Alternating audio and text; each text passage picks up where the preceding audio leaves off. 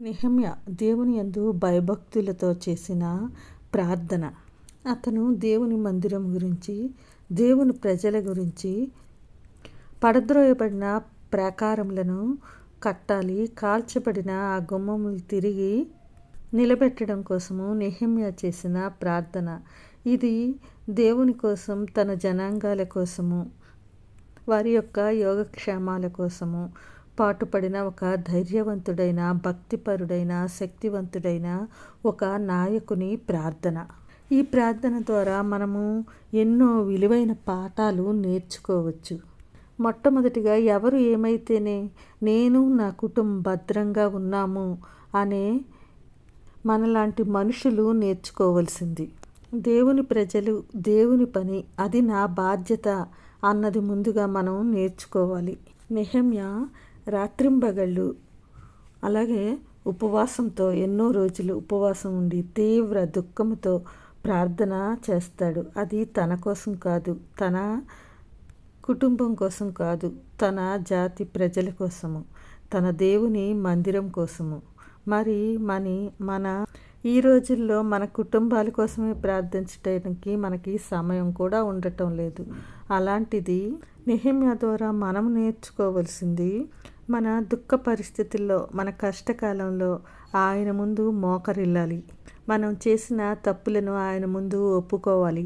మన కుటుంబమే కాదు, మన దేశం, దేవుని యొక్క సేవ, దేవుని యొక్క ప్రజల యోగక్షేమాలు, ఇవన్నీ కూడా ఎంతో ప్రాముఖ్యమని మనం తెలుసుకోవాలి. ఎంతో శక్తివంతమైన ప్రార్థన, దేవునికి వినబడే ప్రార్థన, దేవుడు ఆలకించే ప్రార్థన, కార్యాన్ని సఫలం చేసే ప్రార్థన, విరిగి నలిగిన ప్రార్థన. అలాంటి ప్రార్థన అనుభవం మనకు కూడా ఉందా? అలాంటి ప్రార్థన మనం ఎప్పుడైనా చేస్తున్నామా?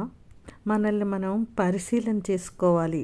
మనం చేసే ప్రార్థన మనఃపూర్వకంగా ఉన్నప్పుడు దాని ప్రభావము అసాధారణమైనవి కూడా సాధ్యమయ్యేలా చేస్తుంది.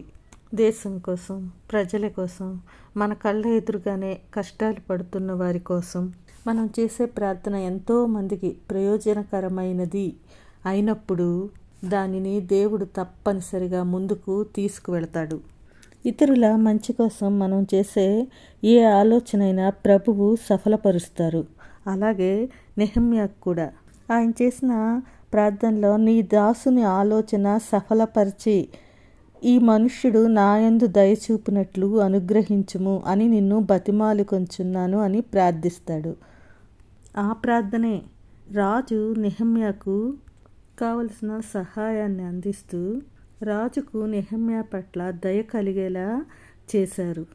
అందుకే 8వ వచనంలో అంటారు, నాకు తోడుగా ఉండి నాకు కృప చూపుచున్న నా దేవుని కరుణాహస్తం కొలది రాజు నా మనవి ఆలకించాడు అని.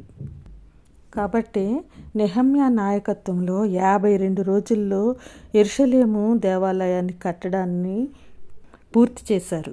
అలాగే మనం కూడా మన కోసమే కాకుండా మన దేశం కోసం, మన ప్రజల కోసం, మన సంఘాల కోసం, మన సేవకుల కోసం, ఇతరుల కష్టాల గురించి, ఆపదలో ఉన్నవారి గురించి మనము హృదయపూర్వకంగా బహుబలంగా ప్రార్థించినప్పుడు దేవుడు తప్పక ఆ ప్రార్థనను అంగీకరిస్తారు, కార్యాన్ని సఫలం చేస్తారు.